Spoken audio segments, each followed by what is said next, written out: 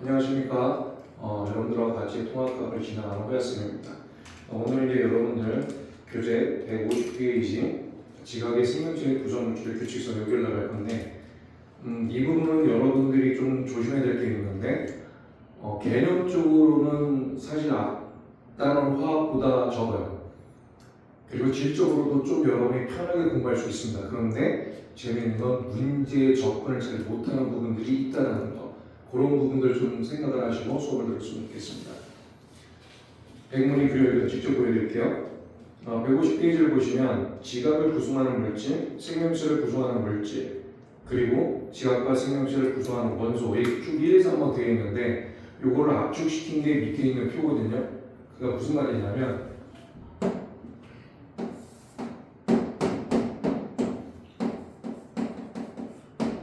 우주를 구성하고 있는 원소들, 그리고 지각을 구성하고 있는 원소, 지구를 구성하는 원소, 그리고 생명체, 생물을 구성하는 원소, 뭐 이런 것도 쭉 있어요. 그 다음에 이제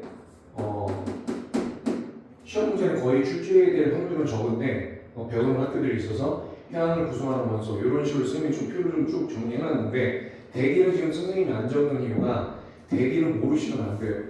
얘는 여러분들이 몰랐던 부분일 수 있기 때문에 수업을 하지만 대기는 절대로 여러분들이 모르시면 안 됩니다. 참고로 화면에 빠져도 놀라지 마시고 지구상에 가장 많은 대기는 뭐예요? 질소입니다. 질소 78%. 그 다음에가 누구예요? 산소예요. 20.8%. 그러니까 얘네들만 합쳐도 어마어마합니다. 그 다음 세 번째가 뭐냐면 아르곤이에요. 0.9%고 그 다음에 여러분이 잘 알고 있는 이탄 0.03%예요. 그럼 나머지는 아주 극소량만 있는 거예요. 그러니까 얘네가 서열 1, 2, 3, 4, 1이야. 그러니까 이걸 모르시면 안 돼요. 근데 애들이 아르곤 대신에 이탄이 3위로 알고 있는데 아니라는 거. 그래서 요거는 지금 잠깐 터치하고 더 이상 요거는 여러분이 공부를 따로 하시면 안 됩니다. 그럼 빅뱅 우주론에 의해서 우주를 구성하는 원소가 수소, 헬륨, 물론 당연히 제일 많고 두 번째가 하는 거예요. 그리고 두 번째, 지각에는 8대 구성 원소가 있지만 요즘에는 8개를 다 배우는 학교들이 적어요. 앞글자만 따면 산규, 알철, 칼라, 칼륨 이렇게 8개가 있는데 대부분은 서열 1위와 2위 정도만 기억하시면 돼요. 그 다음에 지구로 하면은 지구 전체를 말하는 건데 1위가 철이고 2위가 산소입니다. 그리고 생명체는 산소가 제일 많고요. 그 다음에 탄소, 그 다음에 수소예요. 이런 세 가지를 알고 계셔야 되고 그 다음에 해양인데 여러분들 잘 봐봐. 해양이면 바닷물이잖아. 물은 수소하고 산소로 되어 있죠. H2O죠. 그럼 당연히 뭐 얘하고 얘가 있어야 되잖아. 이해가시나요? 제일 많은 게 산소고 그 다음에 수소, 그 다음에가 염소입니다. 그 염소는 왜 들어가느냐면 바닷물에 녹아있는 물질을 염류라고 하는데 그 염류 중에 제일 많은 게 염화나트륨이 그래서 짠맛이에요. 그 중에서도 얘가 제일 많아요. 그래서 그렇게 기억하시면 돼요. 근데 얘는 시험에서 실제로 선생님이 본 적은 없어요. 그냥 시험에 본 적이 없다 그래서 뭐 출제하지 않은 학교 뭐 그건 아니죠. 왜냐면 서울에만 해도 얼마나 많은 학교가 있고 각각 구에도 뭐 상상을 초월하는 학교 수가 있는데 전국적으로 보면 더 많고 그죠? 그러니까 요 정도까지는 무조건 필수적으로 알아두시고 학교에서 이걸 수업하시면 참고로 추가하시면 됩니다. 되죠? 그러면 이제 150페이지 마무리를 시켰습니다. 그 다음 페이지를 보시면 여러분들 151페이지 지각과 생명체의 구성원소 기원이 있어요. 지금 얘는 이제 구성원소를 얘기하는 거고 이것들이 어떻게 만들어졌느냐 그거의 기원이 뭐냐 이게 이제 여러분들 151페이지 윗부분인데 수소와 헬륨은 아까도 얘기했지만 지금도 여러분 보고 계시지만 수소와 헬륨은 어떻게 만들어졌다? 빅뱅 우주론 형성으로 만들어졌다. 이렇게 되는 거고 그 다음에 헬륨서부터 철까지는 원자번호 26번이죠. 얘는 2번이고 뭐로 만들어졌다? 중심에게 핵융합 반응으로 만들어졌다. 그러면 27번 코발트부터 92번 우라늄까지가 자연에서 만들어지는 건데 그럼 얘네들은 핵융합 반응을 만들 수 없다. 그럼 뭐가 또 만든다? 초신성 폭발 때 나오는 막대한 에너지로 만들어졌을 것으로 추정하는 거예요. 이건 사실로 확인된 게 아니라 추정입니다. 되겠죠? 그러니까 기원하면은 나올 수 있는 거는 수소, 헬륨, 그 다음에 철, 그 다음에 철 이상은 이 정도까지는 할 수 있다. 되셨죠? 그 다음에 이제 4번서부터 이제 중요합니다. 잘 보세요. 지각과 생명체를 구성하는 물질의 결합 규칙성. 결합. 지각이고 생명체고 그냥 다 뺄게요. 그냥 지구상에 있는 뭐 그게 무생물이든 생물이든 얘네들이 형성되는 데는 규칙성이 있다. 무슨 뜻이냐면 일정한 패턴이 있다 이 뜻이에요. 그럼 왜 규칙성이 있느냐 하는 거는 여러분들이 이미 이제 알고 있으셔야 되는데 모든 원소나 원자가 화학 반응하는 이유가 뭐라고 그랬죠? 안정해지려고 그랬지. 그럼 안정해진다는 건 무슨 뜻이냐면 18조 즉 비활성 기체의 전자계층을 감당하기 위해서라고 했어요. 이걸 우리가 다른 말로 하면 뭐다? 옥텟 규칙이다. 물론 첫 번째 전자껍질은 전자 2개 들어가는 게 예외고 나머지는 8개씩 찬다는 거예요. 그러니까 결국 모든 원소나 원자가 화학 반응하는 이유는 이거를 완성하려고 지금 안정해지려고 하는데 그 안정해질 때 특정한 규칙성 되고 결합을 하더라. 그게 화학 결합이었어요. 근데 결국에는 지구상의 암석 무생물이나 우리 같은 생물체를 구성하는 것도 전부 다 원자들이 결합된 거예요. 그러다 보면 특정한 패턴을 따를 수밖에 없고 그 패턴대로 만들어진 게 지구상의 생명체로도 존재하고 그 다음에 암석 같은 광물 같은 무생물체로도 존재한다. 그 얘기라는 거예요. 그러면 얘네들이 일정한 규칙을 가질 수밖에 없는 이유가 뭐냐?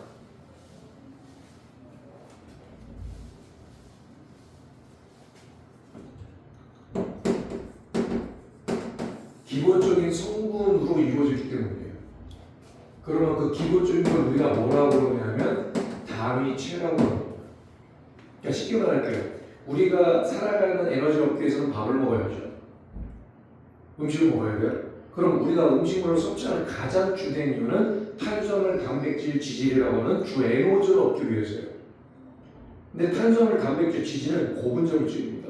고분자 물질이 뭐냐면 분자수가 만 이상의 덩어리가 큰 물질이라는 얘기예요. 우리 몸에 흡수가 안 돼요. 왜냐하면 세포막을 통과하려면 잘게 쪼개져야 돼요. 되셨나요? 그러면 그 큰 거를 잘게 쪼개기 위한 게 뭐냐면 그게 소화입니다. 되셨죠? 그래서 우리가 일단 입으로 들어가면 씹는 운동 못하는 거야. 그 다음에 소화 요소로 완전히 분해시키는 거예요. 그럼 뭐 완전히 분해시키면 더 이상 쪼갤 수 없는 우리가 화학적으로 말하면 원소나 원자라는 게 있는 것처럼 이 생물체의 영양소 단위도 최소 단위가 있는 거예요. 그런 것들을 다 뭐라고 해요? 단위체라고 해요. 예를 들면 탄수화물을 쪼개면 가장 작은 단위체가 뭐다? 포도당입니다. 단백질은 아미노산이에요. 지질은 지방산과 글리세롤이에요. 핵산은 뉴클레오타이드라는 단위체가 있어요. 이런 것들 때문에 규칙성을 뜰 수밖에 없다 이 얘기입니다. 그래서 여러분들 형광펜하고 색깔펜 드시고요. 첫 번째, 구성원소의 종류나 비율이 다르지만 밑줄 주세요. 일정한 구조를 가진 기본 단위체가 반복적으로 결합. 왜 규칙성을 띈다? 단위체가 반복적으로 결합을 한다. 그 다음에 2번 규선형 광물 밑줄 치고 규선형 3열체 형광물. 그러니까 규선형 광물이 뭐냐면 보세요. 지금 미리 설명할게. 우리가 밟고 있는 땅덩어리를 지각이라고 합니다. 그럼 이 지각은 뭐로 구성되어 있느냐면 암석으로 구성되어 있어요. 그럼 이 암석은 뭐로 구성되어 있느냐? 광물로 구성되어 있습니다. 그 다음에 광물은 뭐로 구성되어 있느냐? 원소로 구성되어 있습니다. 됐나요? 그런데 재밌는 게 뭐냐면 이 광물을 이루는 가장 기본이 규소하고 산소로 이루어져 있어요. 그래서 더 어떻게 이루어져 있느냐면 SiO4 즉 규소 원자 하나에 산소 원자 4개가 된 요 형태예요. 여기 생김새를 보면 어떻게 되어 있느냐면 가운데 규소 원자가 있고 꼭대기에 뿔 하나 있고 그 다음에 밑에 다리가 3개 달려 있어요. 이게 무슨 말이냐면 산발이 위에 뿔 하나 더 있는 거예요. 가운데 규소가 있고. 그럼 얘를 그리면 어떻게 되느냐면 삼각분 형태가 됩니다. 그럼 0이 몇 개야? 4개가 나와요. 그래서 규소와 산소로 이루어져 있기 때문에 뭐라고 그러냐면 규소 염소와 산소가 결합되어 있는 물질. 그런데 그게 광물을 이루고 있어. 그래서 규산 광물이라고 불러요. 근데 이 녀석들을 구성하고 있는 가장 기본이 얘야. 근데 면이 4개라고 했죠. 그래서 뭐라고 하냐면 규산염 사면체라고 부릅니다. 규산염 사면체. 됐어요? 그럼 결국 무슨 뜻이냐면 우리가 밟고 있는 이 땅덩어리가 지각이에요. 그 지각은 암석으로 짝으로 구성되어 있어. 다 고치지. 그 암석을 이루는 게 광물이야. 그럼 결국 얘를 구성하고 얘를 구성하는 것도 다 뭐야? 규산염 사면체. 즉 얘하고 얘가 있어야 딱딱한 땅덩어리를 만든다 이 얘기예요. 그러면 우리가 지구과학 때 배웠던 거 암석이 있어 없어? 지구형 행성에 있죠. 그럼 얘네들 갖고 있는 거예요. 근데 목성 행성에는 착륙할 수 없다고 했죠. 땅이 없으니까. 그럼 이런 것들이 없는 거예요.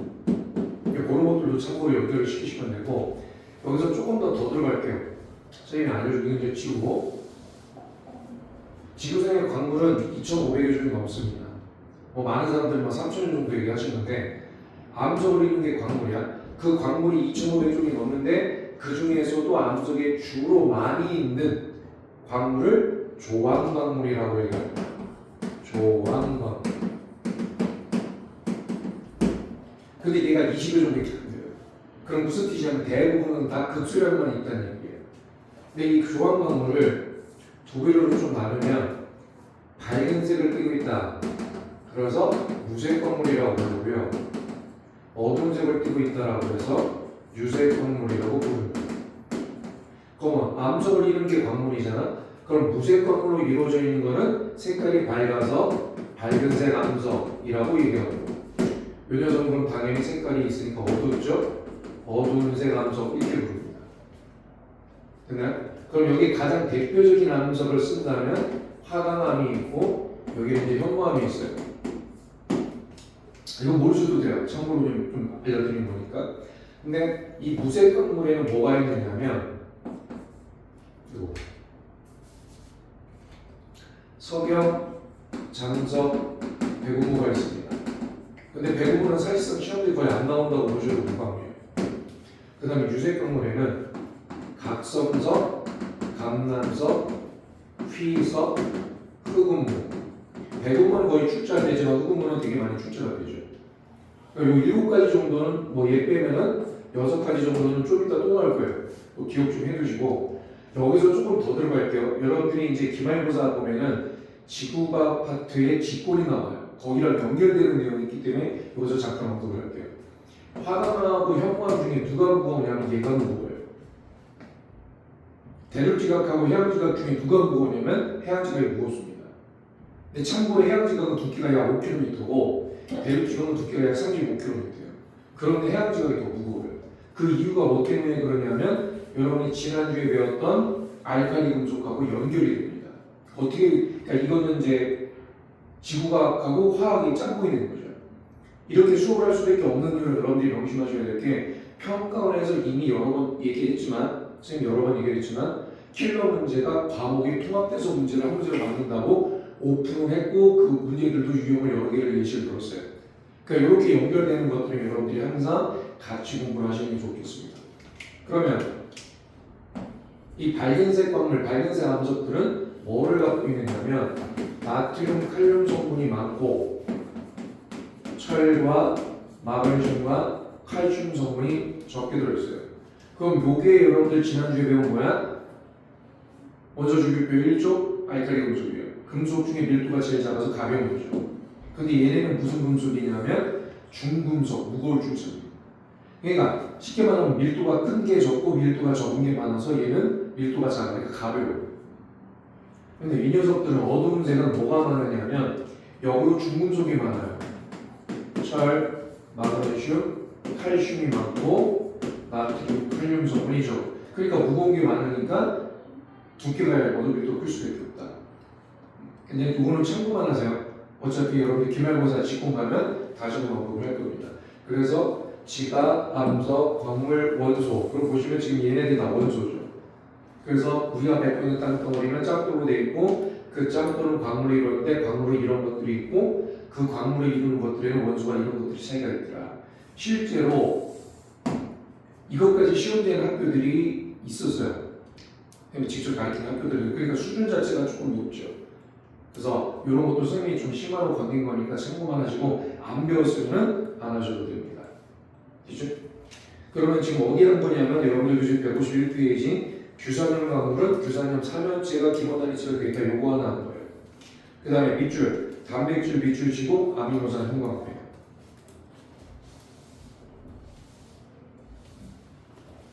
선생님이 필기하라는 거 말고는 딱히 필기할 게 없습니다. 왜냐면 대부분 교재에 있기 때문에. 요거는 교재에 없는데 선생님이 지우는 이유는 필요하면 영상 제공하는 거 그때 보시면 되고, 안 배우는 학교들 같은 경우는 굳이 언급할 필요가 없기 때문에 일단 필기를 안 시킨 거예요. 그 다음에 핵산 밑줄 치고 뉴클레오타이드 형광펜. 이런 것들이 전부 다 단위체다.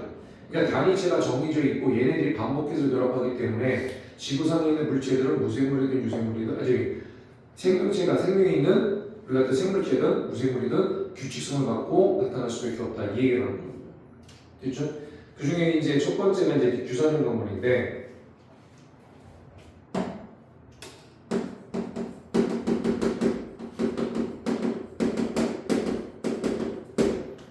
방금 전에도 했지만 얘 단위체는 뭐다? 규산염 3년체.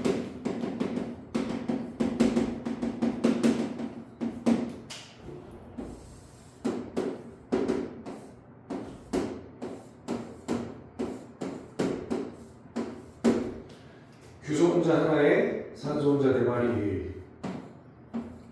그럼 개수비가 규소하고 산소가 몇 대 몇이에요? 1대 4예요. 근데 여기 결합되는 개수비가 다 달라요. 왜냐면 오른쪽에 보시면 여러분들 152페이지에 다음 페이지 152페이지에 보면 일단 별표 3개. 이거 시험 문제 꼭 나옵니다. 규산염 강물의 결합 구조라고 해서 그림 5개 되겠죠, 그죠?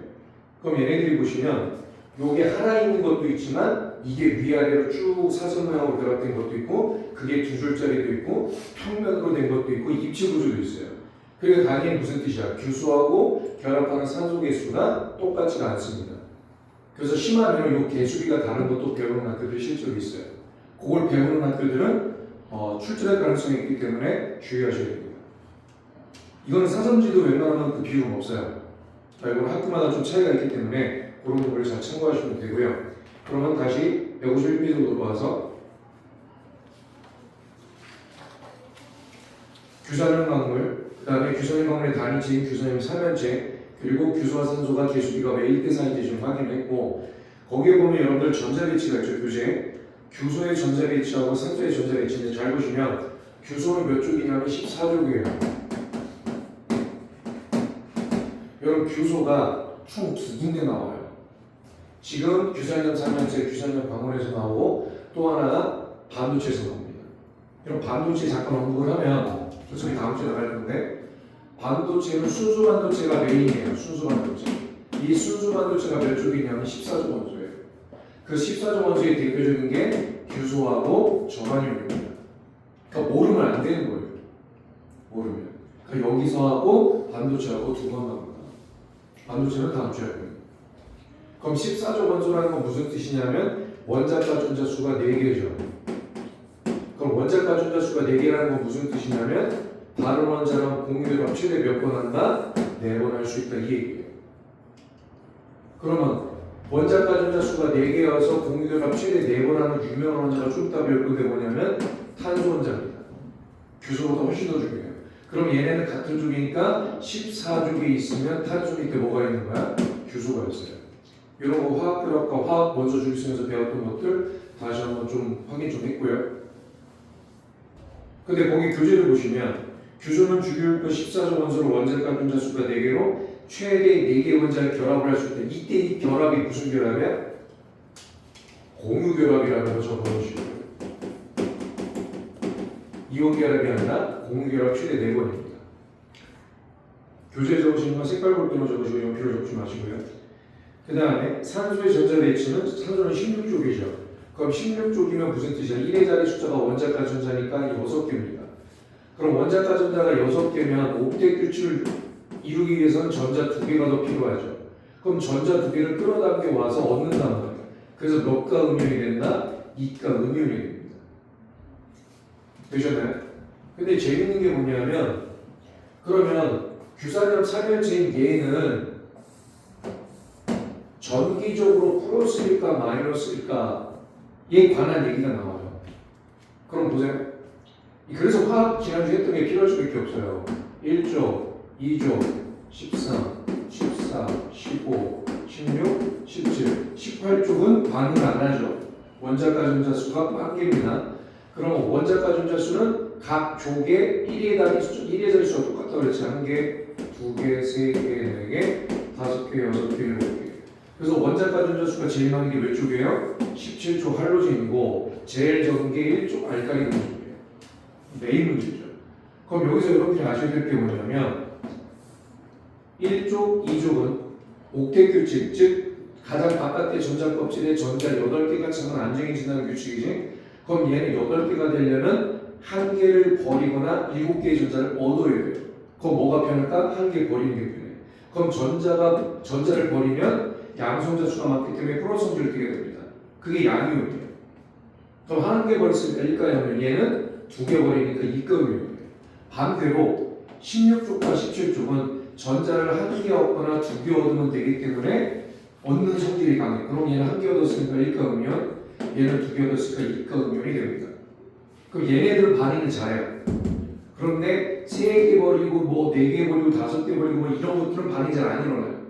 그래서 다시 한번 선생님이 반복하면 전자를 3개 버려서 양이온이 된 3가이온은 뭐밖에 안 나온다?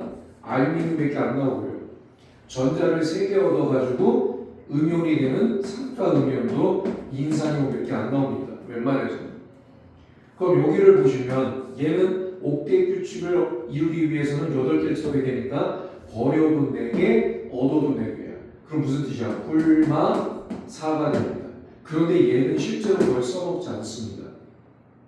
정확하게 됐어요? 근데 얘가 왜 음의 성질을 띠고 있는지는 설명하려면 여기 좀 필요해요.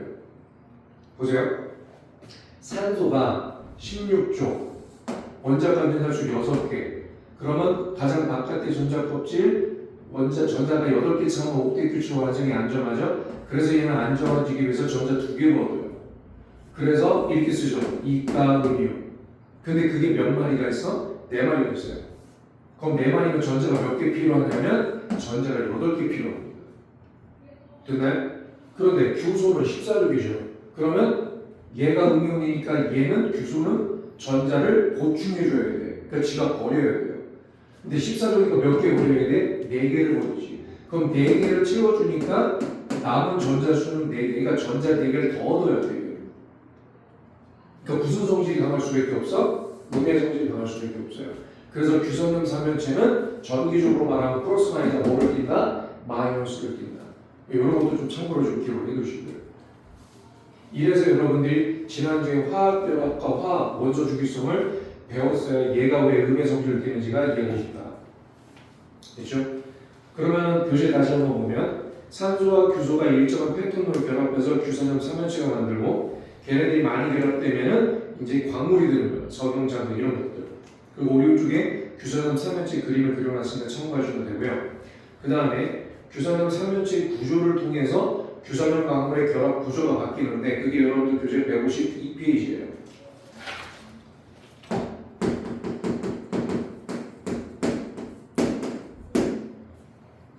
규선염 광물의 결합 구조 무조건 시험지에 나옵니다. 100% 출제됩니다. 5가지가 있는데 7번 보세요. 요거 규소 혼자 하나에 산소 혼자 4개 붙어있는 요 규선염 3연체 하나 있는 게 독립형 구조예요.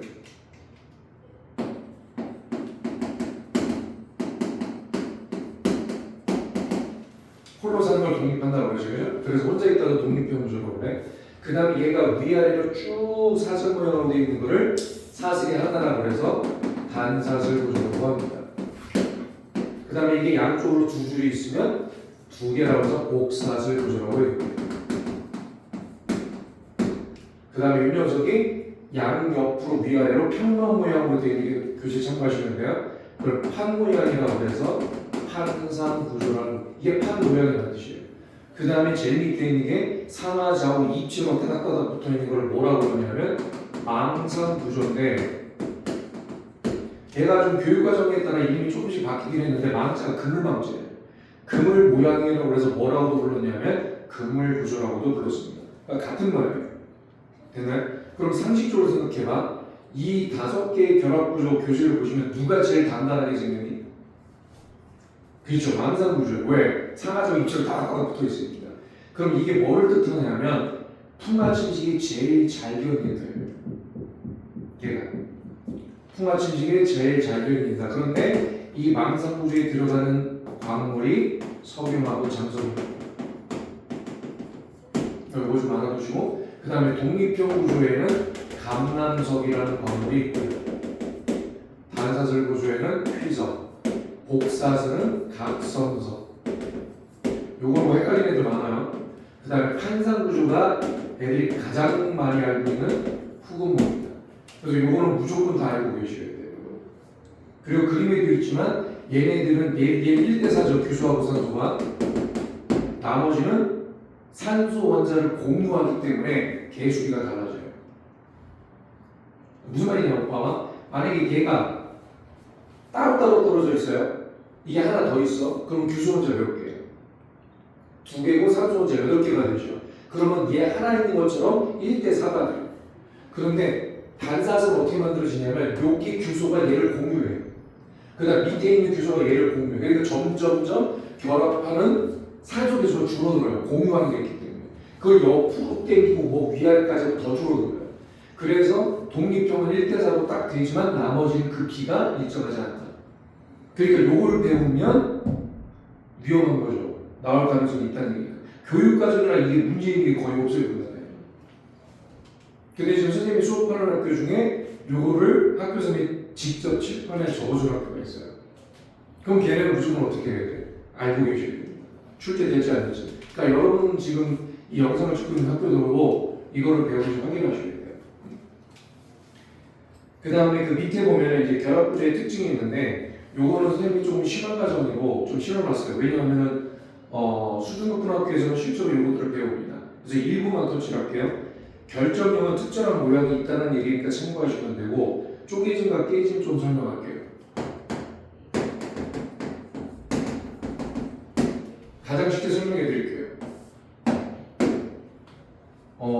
이 분필을 쓰는 힘을 주면 어떻게 되죠? 부러지죠. 만약에 얘가 유리라고 생각해봐. 떨어지면 어떻게 되죠? 네, 깨져요.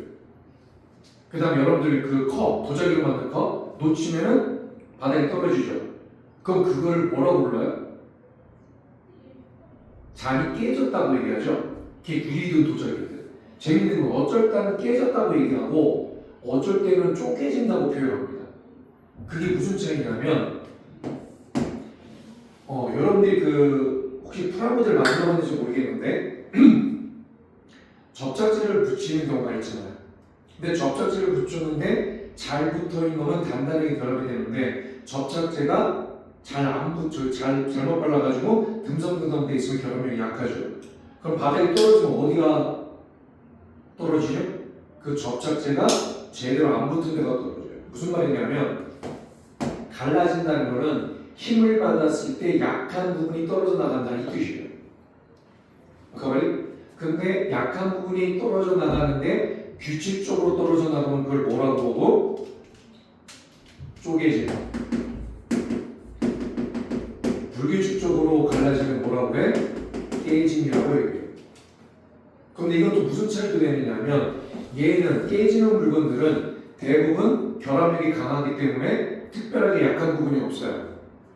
그러니까 힘 받으면 약한 부분이 없으니까 불규칙적으로 갈라져.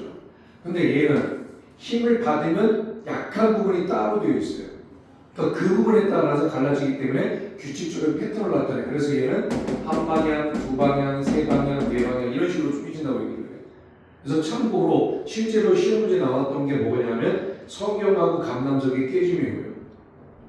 그 다음에 흑음은 얇은 판 모양은 한 방향 쪼개짐이고 그 다음에 장석은 두꺼운 판이라고 두 방향 쪼개짐. 이것들은 실제로 출제된 거기 때문에 선생님이 살짝 터치하고 좀 갈게요.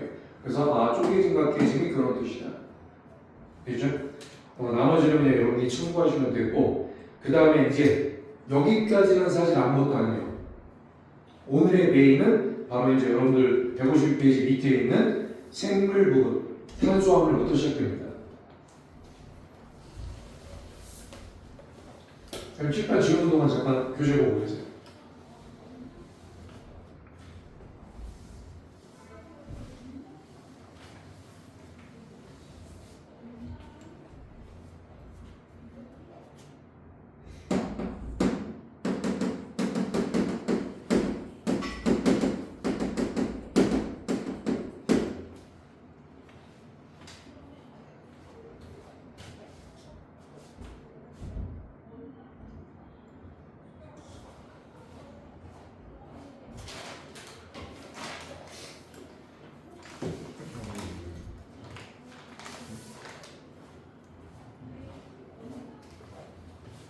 보시나요? 찍어보세요. 탄수화물 정의부터 중요합니다. 메인 원자가 누구냐면 탄소 원자예요. 탄소 원자가 메인으로 있는데 여기에 수소, 질소, 산소, 민 등등등 하고 무슨 결합? 공유 결합해서 만들어진 화합물을 뭐라고 그런다? 탄소화합물이라고 그런다. 그러니까 메인 원자가 누구냐면 탄소예요. 탄소. 됐어요? 그리고 공유 결합한다는 거. 그럼 탄소 원자는 방금 전에 규소랑도 얘기했지만 공유 결합 최대 몇 번 한다? 4번 합니다. 근데 여기 좀 이따 배울 건데 여러분 생명 활동에서 제일 중요한 원소 하면 탄소 원자예요. 왜 그런지 좀 이따 알려줄게요. 어쨌든 탄수화물은 탄소 원자를 메인으로 얘네들과 공유결에서 만들어진 화합물을 탄수화물이라고 한다. 그 중에서 하나 더 알려줄게요. 그 중에서 탄소와 수소로만 이루어져 있는 탄수화물을 뭐라고 부르냐면 탄화수소라고 부릅니다. 여러분이 알고 있는 메테인이 그런 종류입니다. 근데 요 녀석 여러분들 얘가 산화환원 문제에서 화학에서 같이 시험에 나와요. 화석연료 연소에서. 무슨 뜻이냐면 여러분 연소라는 거는 산소랑 결합시키는 반응을 연소라고 하는 거예요. 그러면 산소랑 태운다는 얘기죠. 그러면 간단하게 할게. 계속 안 맞출게요. 그럼 이 녀석과 얘가 결합하고 이 녀석과 얘가 결합해요. 그래서 탄수화물 중에서도 CH로만 이루어져 있는 탄화수소화물은 연소시키면 무조건 뭐가 나오냐면 얘하고 얘가 나와요. 무조건. 이게 이제 여러분들 산화환원에서 중요한 문제로 또 출제될 수 있습니다. 참고로 탄수화물에 탄화수소화물도 있다라는 거. 이거는 같이 체크를 했고요. 그다음 이제부터 이제 중요한 거.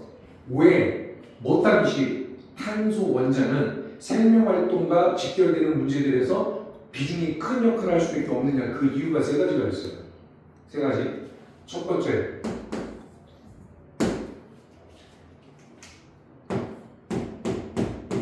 이게 뭐야? 탄소 원자는 공유 결합을 최대 몇 번 한다? 4번 한다. 이 얘기는 다른 원자가 4번 결합할 수 있다 이 얘기가 됩니다. 그리고 두 번째,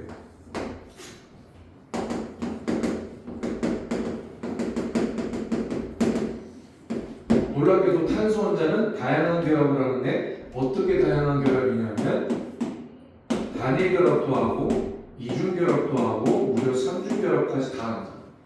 그럼 결합이 4번이니까 얘는 단일 결합으로만 되고 여기 이중 결합이면 나머지는 단일 결합이 되겠죠. 그 다음에 얘는 3번이면 한 번만 들어가면 되죠.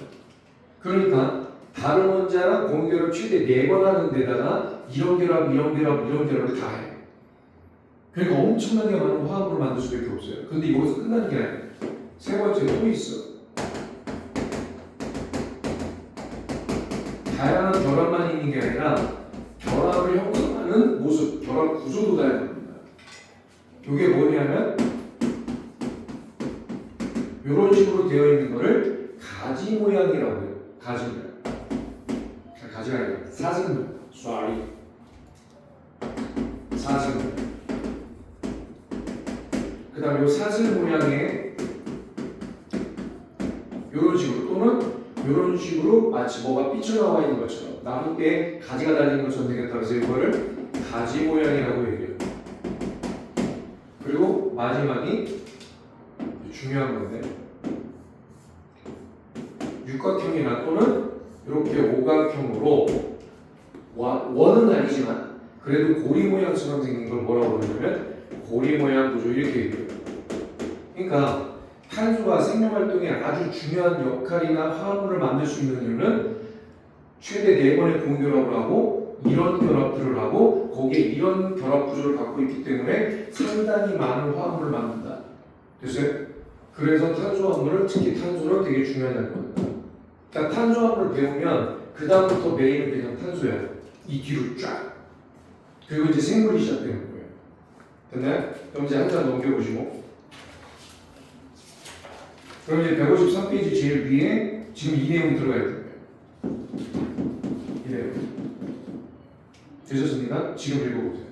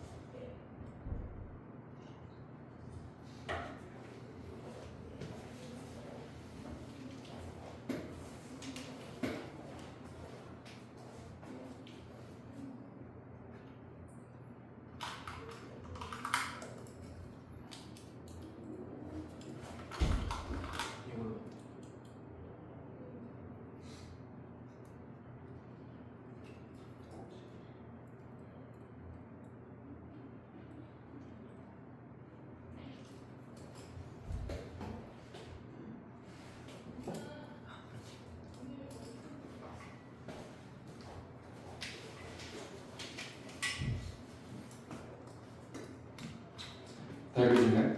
그럼 이제 보겠습니다. 이제 본격적으로 들어갑니다. 53페이지 이제 하단부에 보면 생명체 구성물질하고 생명 표를 해놨죠. 그 표에다가 별표 3개.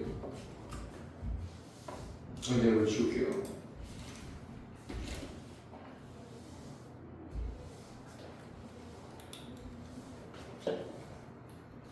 쌤을 칠판 지운 동안 그 표를 보세요. 겁나게 중요합니다.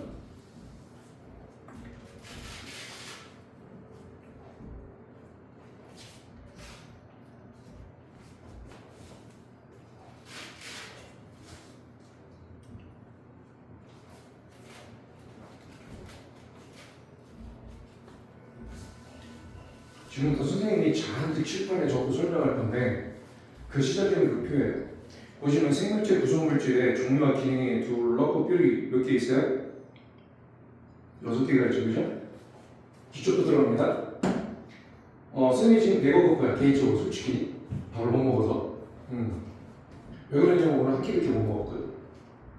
그럼 당연히 배고플 수밖에 없지. 지금 몇 시간째 떠들고 있는데. 근데 이렇게 배고플 때 밥을 먹는 이유가 뭐예요? 그치, 에너지 필요해요. 그러면 우리가 그 에너지를 얻는 거는 뭐 때문이냐면 그 음식 속에 있는 영양소 때문이에요. 근데 영양소가 두 종류가 있어요.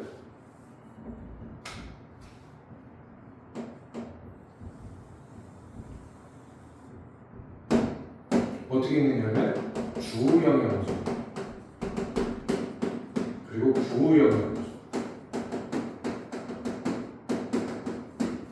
주영양소는 여러분들이 알고 있는 바로 그 탄단지입니다.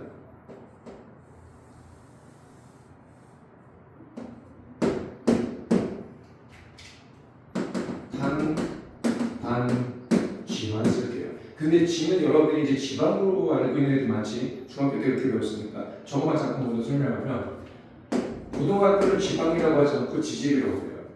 근데 여기 세 가지가 있는데 뭐가 있느냐면 중성지방, 인지질 여러분들 1학기 기말고사 생공학 주성으로 시험지 100번 출제되는 거예요.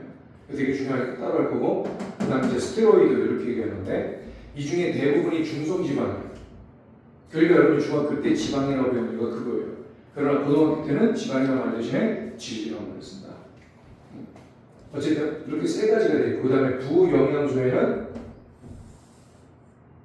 마찬가지로 세 개인데 여기에는 뭐가 있느냐면 물, 무기염료, 비타민 이렇게 되어 있어요. 근데 선생님이 이거 설명할 때마다 놀라운 건 뭐냐면 여러분 이거 솔직히 탄단지, 물, 무기염료, 비타민 모르는 애들은 없어요. 근데 진짜 충격은 이제부터 시작이에요. 이걸 내가 지금까지 맞춘 애를 본 적이 없다. 다시 최근 한 10년만 볼게요. 최근 10년 동안 이거 맞추는 애 본 적이 없습니다. 심지어는 스카이 위치한 애들 중에서도 맞은 애가 없어요. 처음 배울 때. 그럼 주 영양소는 뭐를 주 영양소라고 해요? 이거 다 공부하면 돼요. 에너지원으로 쓰이는 거예요. 그러니까 이거 다 알아. 그러니까 얘도 에너지원 이게 기본이야.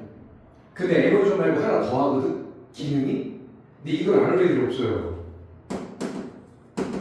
놀랍게도 몸을 구성하는 성분 수입니다. 이거 아는 애가 본 적이 없어요. 스카이도 뭐 위치는 다 필요 없어. 한 명도 없어요. 지난 10년. 이건 다 합니다.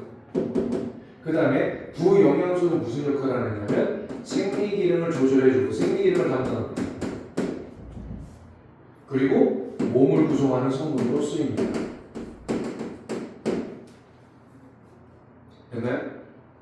그러니까 무슨 얘기하고 싶은 거냐면 실제로 모 학교에서 이걸 냈어요. 얘랑 같이 오답률 90% 넘었어요. 전교에서 두세 명밖에 안 맞았대요. 이거 실제 있어요. 어디 학교를 내가 얘기를 못해. 지금 영상을 찍고 있기 때문에. 그러니까 그 정도로 뭐냐면 핵심을 아는 건 중요한데 좀 알아둬야 될 부분은 더 알아뒀으면 좋겠다. 이 얘기합니다. 어쨌든 간에 근데 여기서 또 하나가 있는데 부영양소 중에 몸을 구성하는 성분으로 안 쓰이는 게 있어요. 그게 뭐냐면 얘 비타민을 우리 몸에서 만들어낼 수 없기 때문에 100% 음식물 섭취에만 합니다. 그러면 이제 여기서 이제 들어갈 때 뭐냐면 물은 우리가 뭐 제일 많이 먹고 우리 몸을 구성하는 게 66% 우리가 다 알아요. 근데 무기염료를 이제 처음 배울 때 질문하는 애들이 많은데 비타민을 질문 안 해요. 무기염료가 뭐냐면 쉬운 말로 여러분들 그 우유에 타먹는 그 콤플레인 같은 거 있죠. 거기에 보면은 철이나 아연이나 뭐 이런 것들이 들어가 있어요. 그럼 걔네 금속이잖아. 그럼 우리가 금속을 먹는 거냐? 먹는 건 먹는 건데 이온 상태로 먹어요. 그런 것들이 전부 다 무기염료. 칼슘 성분은 뼈하고 치아에 아주 도움되는 성분이에요. 안 먹으면 안 돼요. 그런 것들이 무기염료라고 합니다. 그럼 이제 얘는 이걸 끝나고요. 혹시나 비타민에 뭐 결핍증, 뭐 과다증 그런 거 배우는 학교 있을지 모르겠지만 지금 거의 안 배워요. 그러니까 그런 문제 걱정 안 하셔도 돼요. 그럼 이제 얘네가 메인인데 얘네 구성원소는 뭐로 구성되어 있냐면 탄수화물하고 지질은 CHO로 되어 있어요.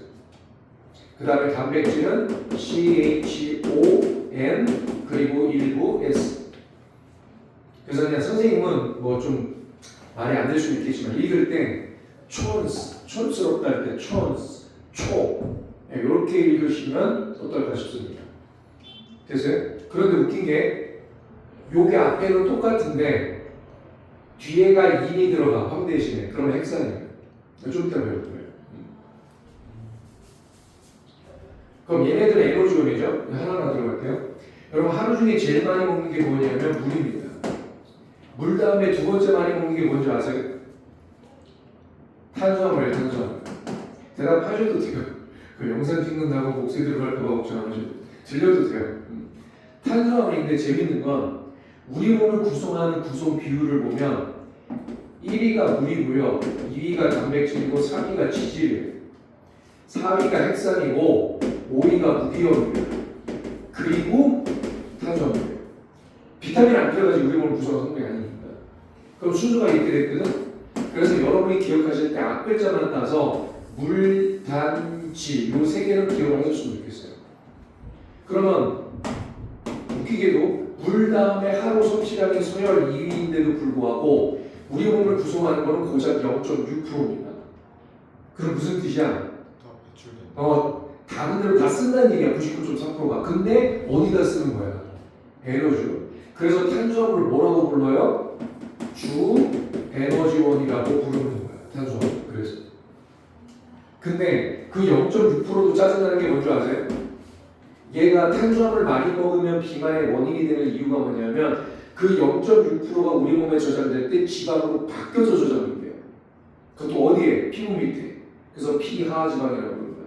그러니까 얘 많이 먹어도 어떻게 되는 거야? 비만의 원인이 됩니다. 그 다음 얘네가 전부 다 에너지원이잖아. 그럼 그 열량에 관한 게 나오는데 탄수화물은 1g당 4kcal. 얘도 4kcal. 좋아요. 여러분 1g당 4kcal이면 어마어마한 에너지입니다. 1kg이 아니라 1g이요. 그럼 100g만 들어가도 400kcal. 니네가 있잖아 러닝 해가지고 날씨를 보면 얼마나 하십니까? 야매 챙겨주십시오. 20kg 이런 거 있잖아. 그치? 1시간 달리면 성인남자 기준으로 됐니? 400에서 500칼로리 사이가 없어집니다. 그게 어마어마한 거지. 그만큼 살피기도 쉽지 않다는 얘기도 되겠지만. 그 다음에 이 녀석은 9kcal. 그러니까 열혈에 제일 많이 나오는 게 뭐야? 지질이죠. 근데 재밌는 게 뭐냐? 여러분들 그 추운 지방에 사는 바다코끼리나 펭귄 같은 거 보면 얘네가 겨울 견딜 수 있는 이유 중에 하나가 뭐냐면 엄청나게 비대한 지방층을 갖고 있어요. 특히 바다코끼리 같은 거 보셨습니까? 그냥 다 비계 떠버려요. 그래야 견딜 수 있는 거예요. 그래서 사실상 피하 지방이 두꺼운 사람이 추위를 덜 타게 되어 있어요. 오케이? 그렇다고 살찌면 안 되고 지방이 많으면 비만 더 높으면 그만큼 목숨에서 지금 많이 알려져 있죠. 그게 좋지 않습니다. 건강을 하셔야 되고요. 어쨌든 에너지는 얘가 제일 많이 나옵니다. 이것도 아셔야 되고 그 다음에 또 하나가 뭐냐면 방금 전에 우리가 이 수업을 시작할 때 무생물이든 생물이든 규칙성이 있다고 그랬잖아요. 걔네들 이런데 왜? 단위체들이 반복해서 결합하기 때문에. 그럼 얘네는 아니지만 얘네들은 단위체 결합이 안 있어야 돼요. 그럼 탄수화물 쪼개면 가장 다른 단위체가 뭐예요? 포도당이에요. 포도당. 그 다음에 단백질 쪼개면 뭐예요? 아미노산이죠. 여러분 아미노산은 이거 진짜 아셔야 돼요. 포도당은 오각형이면 오탄당, 육각형이면 육탄당, 탄소 개수대로 이렇게 불러요. 근데 얘는 특수한 놈이 한쪽에는 산을 갖고 있고 한쪽에는 염기를 갖고 있는 독특한 놈이에요. 그래서 얘 구조식을 일부러 그려보라고 그 시험지 출제하는 분들도 있습니다. 좀 이따 해줄 거예요. 그 다음에 이 녀석은 두 가지입니다. 하나가 지방산이고 하나가 글리세롤이에요. 그럼 여러분 2학기 화학단원에 산염기가 있습니다.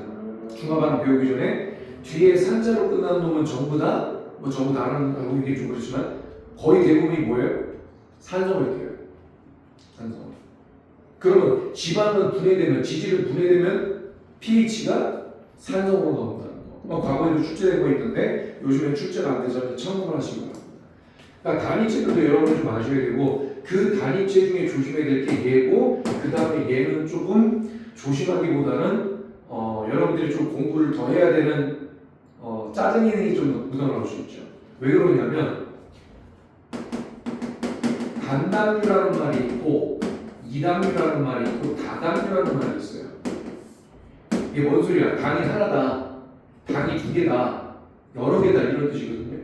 그럼 단당류에 여러분들 세 가지가 있어요. 그게 뭐야? 포도당. 애들이 포도당만 있는 줄 알아요. 뭐도 있어요? 젖당도 있어요. 젖당. 됐니? 근데 그 젖당이라는 놈이 갈락토스예요. 우유 제품에 그래서 갈락토스가 다 들어가 있어요. 됐니? 그럼 포도당이 두 개 합치면 2당류지. 그게 역당이에요. 이거 한자로 쓰면 봉이백자, 메가라는 놈이 들어가 있대. 그 다음에 다당류는 이제 셀룰로스, 뭐 이런 것들이에요. 그럼 얘네들이 합쳐지면 뭐야? 그게 젖당이죠. 그 다음에 설탕이 있어요. 포도당하고 설탕 만나면 뭐가 되는 거야? 과당이 돼요. 그러니까 여러분들이 얘만 단만 난다고 생각하는데 기억하세요. 당자 들어간 거 다 단만 난다고 보시면 돼요. 그러니까 니네가 밥을 먹으면 그게 쪼개지면 포도당이잖아요. 그럼 밥 먹었을 때 단맛 느껴본 적 있어요? 못 느껴. 왜? 그렇죠. 느낄 정도로 많이 씹질 않아요. 그러니까 기본적으로 여러분이 밥을 먹었을 때 그게 쌀밥이든 뭐 잡곡이든 뭐 아니면 콩밥이든 뭐가 됐든 간에 단맛을 느끼려면은 최소 30배 이상 씹으셔야 돼요. 제대로 느끼려면 60배 이상 씹으셔야 돼요. 제대로 한번 느끼려면. 그래서 내가 한번 해봤거든? 안 나더라고. 나 진짜 막 30배 이상 막 60배 씹어봤는데 나 단맛 느끼지 잘 모르겠더라고. 니 느끼나 봐, 사람들. 과학적으로. 그렇다고 얘기하더라고. 아무튼 나는 못 느꼈다.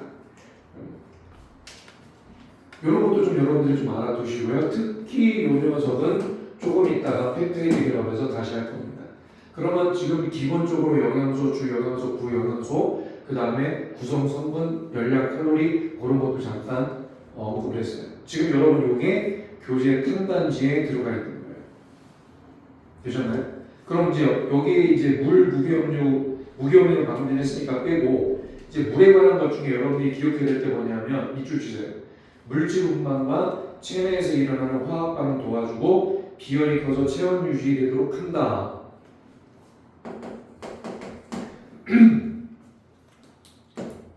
이런 물 기억할 때 제일 먼저 기억하시는 거는 이게 제일 쉬울 거예요. 비열이 커요. 그럼 비열이 크다는 얘기는 열의 잘 저장할 수 있다 이거예요. 그래서 당연히 얘가 뭐에 도움된다? 체온 유지에 도움이 됩니다. 그리고 얘는 유동성이 크기 때문에 유동성이 움직이는 성질이에요. 석자로 끝나는 성질입니다. 그래서 뭐를 할 수 있다? 물질 운반을 할 수 있다. 그리고 용해도가 크기 때문에 물질을 잘 녹입니다. 그래서 밥 먹으면 영양소 운반해주기 쉬운 거예요. 피 터져서 그런 거 있잖아요. 여러분 피 주성분이 뭐예요? 응? 피가 잘 흘러갈 수 있는 이유가 뭔데? 그냥 물. 그 다음에 이제 또 하나가 뭐가 있냐면 여러분들 이것도 이제 기말고사 시험 보는데 생물이에요. 생물체 내에서 일어나는 모든 화학 반응을 물질대사라고 해요. 물질대사가 잘 일어나게끔 도와주시는 것도 이해해요. 그래서 물은 상당히 도움이 된다. 그런데 문제 출제 비중으로는 그렇게 중요한 필요는 아니다. 그러나 우리 생명활동에는 무지 중요하다. 그래서 좀 알아두시고요. 그 다음에 여러분 거기 보면 핵산 있죠. 핵산을 좀 이따 할 건데 이거 하나만 할게요. 탄소, 수소, 산소, 질소 요 황작에 뭐 들어가면 인 들어가면 핵산이에요. 인 들어가면 그만큼 인도 생명활동에 중요한 역할을 한다 이거예요. 그래서 아까 탄소화물에서 뭐 썼어요? 탄소화물은 탄소 혼자를 메인으로 수소, 질소, 산소, 인 등과 결합한 4개겠지. 인 썼던 이유가 바로 그거예요. 그러면 여기까지 이제 153페이지 기초와 그 다음에 중요한 부분들 체크했고요. 154페이지 단백질 여기서부터 지대로 한번 돌아봅시다. 단백질 탄수화물 끝났어요? 지질 끝났어요? 더 이상 어떤 거 아니에요? 단백질 단위체가 뭐다? 아미노산이다. 선생님이 7번에 쓰는 빨간색은 시험때 100% 출제되거나 가장 중요한 걸 선별하는 게 빨간색이에요. 여러분 교재 형광펜도 그런 효과이고 여기는 빨간색 안 썼는데 여기 빨간색 썼죠. 왜? 본격적인 건 이제 여기서 하려고 그러는 거예요. 이 아미노산은 어떻게 되어 있느냐면 가운데가 탄소 원자가 메인으로 되어 있어요. 얘기했잖아. 생명활동에 직결되는 중요한 것들은 다 탄수화물이에요. 그리고 공유결합 4번 한다고 했잖아요. 이 중에 요 R은 곁사슬이라고 해서 다른 게 붙는 거예요. 그러니까 몰라도 돼요. 그 다음에 이제 수소원자 얘가 위에다 그래도 상관없어요. 반드시 곁사슬이 위이고 수소가 아니가 아닙니다. 10번 보세요. 10번 보세요. 그리고 이제 여기에 뭐가 붙느냐면 산소는 공유결합 2번 하는데 이중결합 할 수도 있고 단일결합 이렇게 2번 할 수도 있어요. 그 다음에 질소는 공유결합 3번 합니다. 그리고 수소는 1번 합니다. 요게 지금 아미노산의 구조식이야. 근데 구조식이란 말이 뭔지 모르잖아요. 그래서 일단 선생님이 요거는 표시시킬 거예요. 우리가 화학 반응하고 화학결합 할 때 화학 반응식을 써야 이야기가 편하거든. 그 화학 반응식에 쓰는 식들을 화학식이라고 해요. 근데 화학식에는 4가지가 있는데 여기서 여러분들이 내가 강조하고 싶은 건 2가지고, 됐니? 그 다음에 추가하고 싶은 거 하나까지 해서 세 가지 기억해둬라. 하나는 모셔도 돼요. 그냥 설명을 할 거예요. 그럼 화학식 중에 대부분이 뭐냐면 분자식이에요. 분자식. 그리고 분자식을 최소 정수비로 나타내는 게 실험식이에요. 그럼 색깔로만 알겠으면 몰라도 돼요. 그 다음에 성질을 보여준다라고 해서 시성식이 있고요. 그 다음에 공유결합을 그림으로 나타내는 게 구조식이야. 이게 지금 구조식이에요. 그러니까 공유결합을 배웠으면 구조식을 모르면 안 돼요.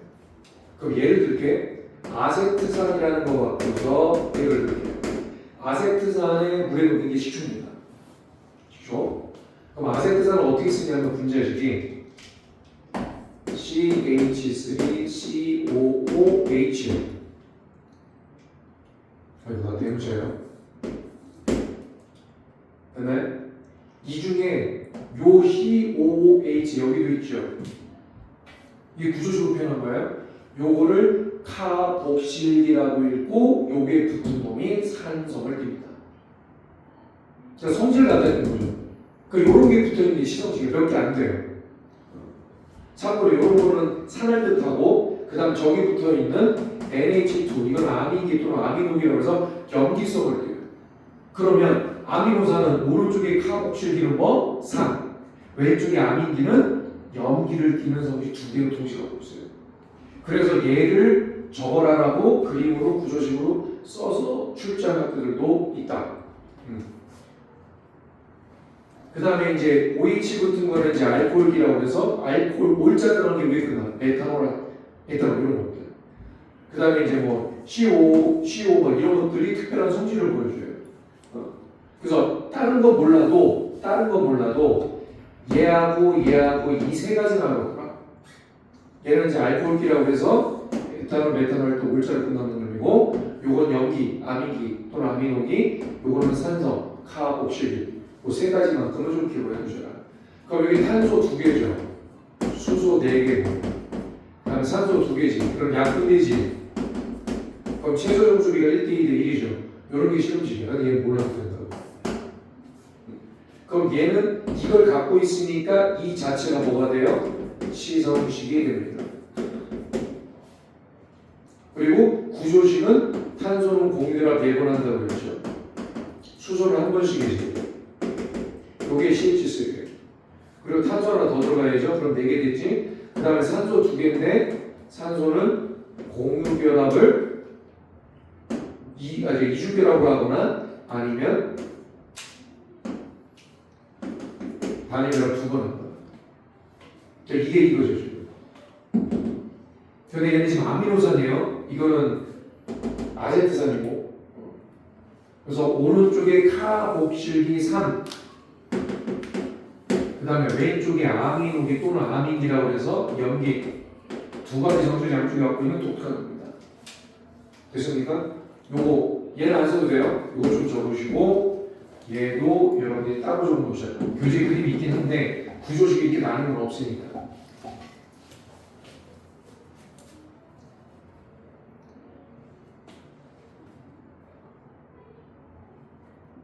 쓸 공간이 부족한 사람들은 옆에 노트라고 따로 마련을 거기다 쓰셔도 되고요. 거기 부족하면 포스트잇 같은 데 써서 붙이셔도 됩니다.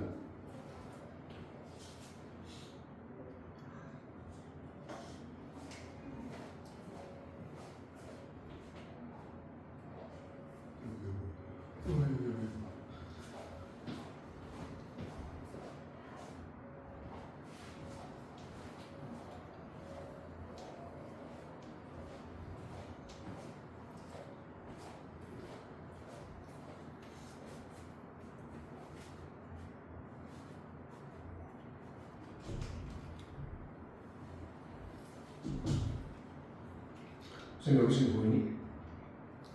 아니. 짧게 해야 되겠네. 아니.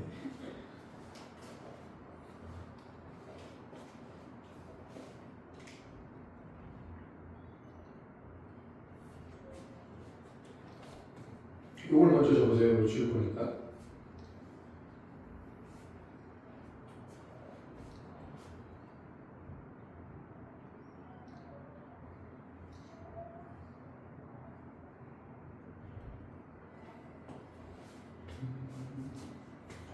이쪽으로 지울게요.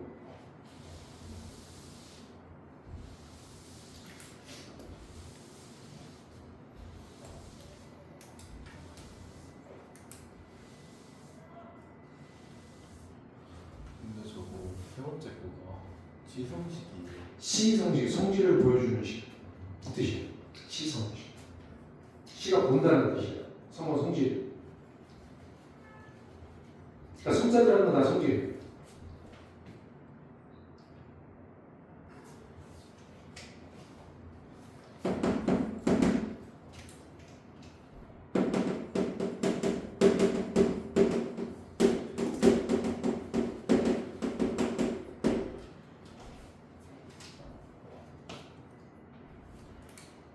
되나요?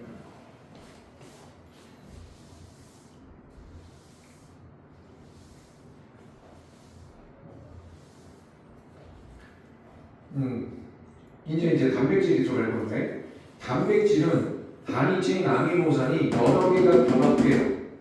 근데 그거를 단백질이라고 하는 게 아니고 이 여러 개 결합되어 있는 걸 뭐라고 그러냐면 폴리자를 붙여서 이름을 붙여요. 그 화학에서 쓰는 폴리는 무슨 뜻이냐면 여러 개. 그러니까 영어로 말하면 멀티라는 뜻이에요. 그러면 이 뒤에 뭐가 붙느냐면 폴리펩타이드라고 불러요. 그럼 펩타이드는 뭐냐면 결합 이름이에요. 어떤 놈의 결합? 아미노산이라는 단위체와 또 다른 아미노산 단위체가 결합하는 걸 펩타이드 결합이라고 해요. 그럼 어떻게 결합하느냐?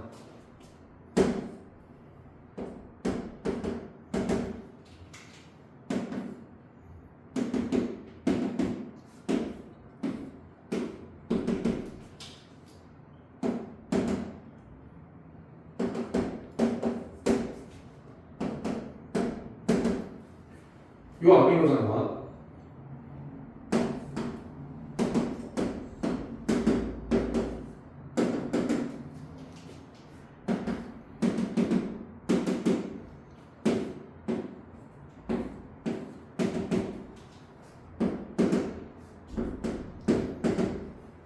요 아미노산. 그럼 아미노산과 아미노산 사이 결합이 펩타이드 결합이에요. 근데 어떻게 결합하느냐면 이쪽에 요걸 갈아볼게요. 가에 있는 아미노산과 나에 있는 아미노산 중에 가의 OH와 나에 있는 H가 결합을 해요. 그럼 뭐 나오겠니? 그렇지. H2O가 나옵니다. 물이 나와. 그래서 물이 빠진다고 해서 이걸 무슨 반응이라고 그러냐면 탈수 반응이라고도 불러요. 됐나요? 그럼 재미있는 게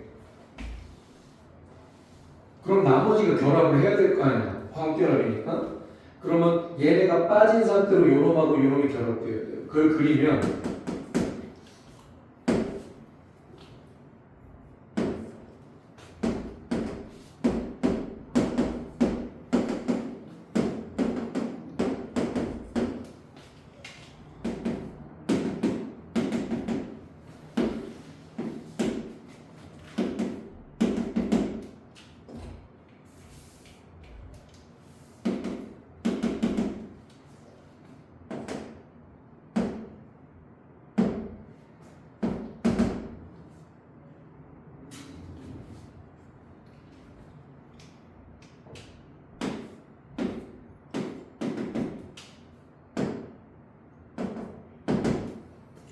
보세요. 지금 여기 있는 CO, 가에 있는 아미노산 이쪽이죠. 그 다음에 나에 있는 요거 NH 이렇게 되어 있습니다. 빠졌잖아 물이. 근데 보면은 탄소는 4번 공유 결합이 되니까 하나, 둘, 셋 한 번이 부족해. 그 다음에 질소 한 번, 두 번, 세 번이 하나 부족해. 그러면 여기에 하나가 결합이 생긴 거예요. 되셨어요? 그래서 만들어진 요 결합을 뭐라고 부르는 거야? 펩타이드 결합이라고 합니다.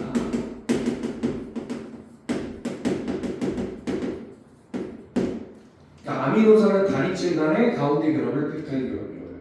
근데 얘는 물이 빠져나왔기 때문에 무슨 반응이라고 한다? 탈수 반응이라고 하고 조금 색다른 표현을 좀 보여줄게요. 그러면 원자 3개가 빠졌죠? 3개가 빠졌으면 축소된 거야? 증가한 거야? 그치? 그래서 축소되면서 합쳐졌다고 해서 축합 반응이라고도 합니다. 뭐 이거 안 배우시면 상관없어요. 그래서 펩타이드 결합이 이거야. 그럼 이 펩타이드 결합이 이쪽으로도 무수히 많이 결합을 하겠지. 그래서 N계라고 표현할게요. 그럼 그게 뭐가 되는 거야? 폴리펩타이드가 돼요. 여러분들 교재 153페이지 가운데다가 선생님 그림을 그려놨어요. 그 가운데 보면 배 모양처럼 생긴 거 있죠, 그죠? 그게 폴리펩타이드예요. 마치 실의 붓을 여기 꼬아놓은 것처럼 생긴 거. 그런데 이놈의 폴리펩타이드가 다른 폴리펩타이드라고 또 얽히고 설키고 뭉쳐져요. 그래서 입체 구조를 띠면 그게 뭐가 되는 거야? 단백질이 됩니다. 그러니까 아미노산이 그냥 한두 개 결합했다고 단백질이 아니라 아미노산끼리 펩타이드 결합을 하고 이게 무수히 많이 결합하면 폴리펩타이드. 그게 얽히고 설켜서 입체 구조를 만들면 그게 단백질이 된다는 게 여기 있는 154페이지의 그림과 내용이에요. 이해되셨나요? 근데 그 사이에 뭐가 일어나는 거야? 탈수가 일어나고 축하 반응이 형태로 나타나는 거야. 됐죠? 근데 여기서 이제 이집도 중요한 거야. 이제 교재 보세요. 형광펜하고 색깔볼펜 드시고 단백질의 단위체는 아미노산인데 얘가 20여 종이 있어요. 이건 뭐 시험지에 이렇게 중요한 건 아닌데 혹시 모르니까 밑줄 쳐주세요. 아미노산은 약 20여 종입니다. 그러나 단백질은 어마어마하게 많고 아니 아미노산은 20여 종밖에 없는데 단백질이 왜 많으냐? 그걸 이제 좀 이따 배울 거예요. 그 다음에 아미노산은 어떻게 있다? 밑줄 쳐. 탄소를 중심. 그리고 아미노기하고 카복실 이를 형광펜. 탄소를 중심으로 해서 방금 전에 했죠? 탄소를 중심으로 해서 오른쪽엔 COH 카복실기와 왼쪽엔 아민기라고 하는 NH2를 갖고 있다. 되셨어요? 그리고 수소 원자와 곁사슬로 되어 있는 게 아미노산입니다. 그럼 2번 밑줄 쳐. 곁사슬의 종류에 따라 아미노산의 종류가 달라진다. 그러니까 여기가 뭐가 분야에 따라서 가와 나는 같은 종류가 아닌 거예요. 이게 20여 종이 있다 이렇게 됩니다. 그 다음에 밑에 있는 아미노산 구조 선생님 그렸던 거 그거는 여러분들 별표 해놓으시고요. 그럼 이제 단백질의 형성 들어갑니다.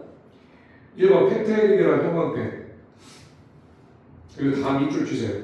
두 개의 아미노산이 결합할 때 두 아미노산 사이에 물 분자 한 개가 빠져나오면서 형성되는 결합을 펩타이드 결합 요거 말하는 거죠. 물 빠진 거 이렇게 해놓고 그 다음 2번 별표 치고 밑줄 치세요. 아미노산의 종류와 수, 배열 순서에 따라 폴리펩타이드가 구부러지고 접히고 해서 단백질이 조절해줍니다. 그러니까 아미노산의 종류가 20여 종이잖아요. 그 중에 몇 개가 결합됐느냐 또는 그 배열 순서에 따라서 다 다른 거예요. 그리고 곁사슬도 다 다른 거고. 됐니? 그러니까 폴리펩타이드가 여러 개 나오겠죠. 그게 또 얽히고 설키는 그 결합된 구조, 입체 구조에 따라서도 또 다 다른 단백질이 됩니다. 그래서 단백질은 어마어마하게 많이 만들어집니다. 그 다음에 형광펜 3번. 단백질의 특성은 입체 구조에 의해서 결정된다. 형광펜. 그러니까 단백질에서 입체 구조는 빼놓을 수가 없는 단어예요. 그럼 입체 구조가 변형되면 단백질은 변형됩니다. 그럼 본래 기능을 상실하게 돼요. 예를 들게 여러분들 날계란이 있습니다. 날계란을 치면은 찝찝하죠. 근데 가열된 후라이팬에 날계란을 딱 깨면 어떻게 되죠? 가열된 후라이팬에 날계란을 깨서 넣어요. 그럼 어떻게 돼요? 날계란 그대로 있어요? 아니면 고체인 계란 프라이가 됩니까? 계란 프라이가 되죠. 근데 가열시키던 열을 없애. 예를 들면 가스렌지 불고서 끄든가 그럼 프라이팬이 냉각되죠. 그러면 계란 프라이는 다시 날계란이 되나요? 그게 안 되는 이유가 뭐야? 어느 정도 이상의 가열하면 입체 구조가 변형이 돼요. 뭐가? 단백질이. 그러면 원래 상태로 돌아오지 않습니다. 그래서 단백질 입체 구조가 파괴되면 모든 기능이 다 상실돼요. 이것도 반드시 모르겠네요. 여러분들 겨울에 그 이가 시린 분들은 우유를 따뜻하게 해서 먹는다고 그러잖아요. 근데 너무 가열을 많이 하거나 온도가 낮아도 오랫동안 가열하면 나중에 뭐가 생기냐면 식혔을 때 하얀 점막이 위에 생겨요. 우유 위, 제일 위에. 들면 이렇게 젓가락으로 들려요. 그게 뭐야? 단백질이 파괴된 거예요. 그럼 무슨 뜻이야? 더 이상 그 우유에는 단백질이 없다는 얘기예요. 그럼 마실 이유가 없죠. 여러분 우유에 단백질 다음으로 맞는 게 뭔지 아세요? 지방입니다, 지방. 그러니까 우유를 너무 많이 먹는 것도 안 좋은 거야. 어쨌든 뭐 요거는 여러분들 그 영상 제공할 거니까 굳이 필요할 필요 없고 아 저런 게 있구나 참고하시면 됩니다.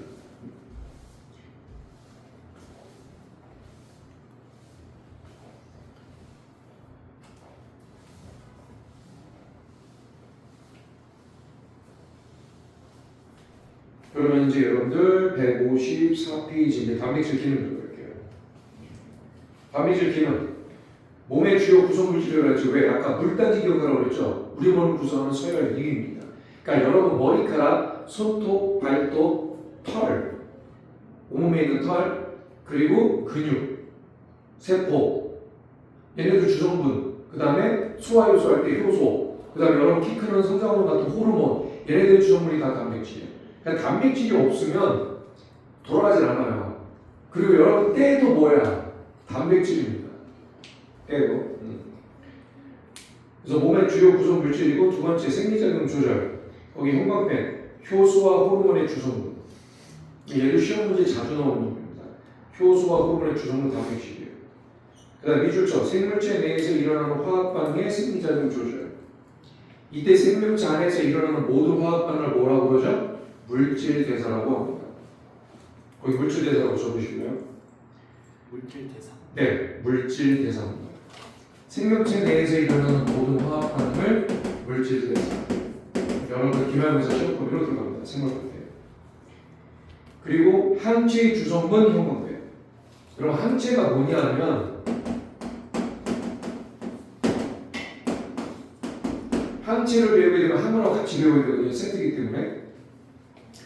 그러니까 쉽게 말하면 항원은 여러분들 어떤 질병에 걸렸어. 예를 들면 코비드 같은 거. 그러면 이제 바이러스가 그런 거잖아요. 그렇게 몸의 질병을 유발하는 것들도 항원인데 항원은 한 가지가 아니에요. 그게 항원이야. 질병을 갖고 오는 세균이나 바이러스를. 그럼 그걸 때려 부수는 백신 역할을 하는 게 항체예요. 근데 이 역시 항체 구성물이 뭐라고? 단백질. 그러니까 단백질은 우리 몸을 살리는 것부터 키 크는 것부터 소화시키는 것부터 모든 걸 다 받아요. 그러니까 그만큼 중요한 겁니다. 그 다음에 단백질의 다양한 형성. 1번 형광펜치라고 별표 쳐놓으세요.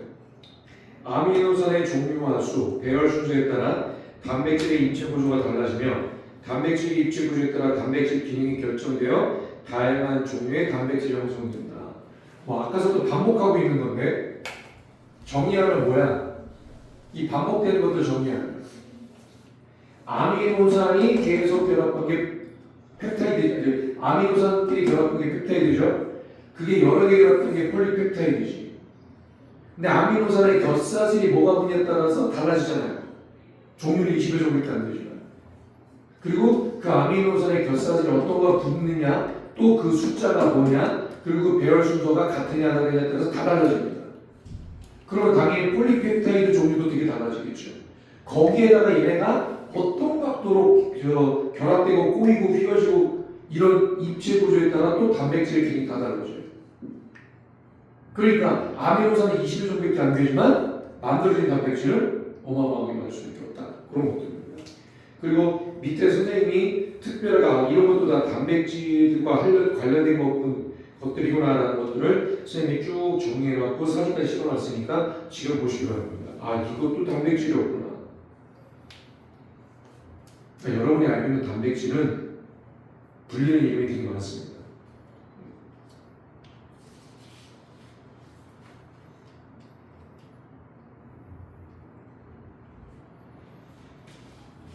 되나요? 그럼 여러분 키 크려면 뭐 나와야 돼? 생성호르몬 나와야 되죠. 그 주성분은 뭐예요? 단백질이에요.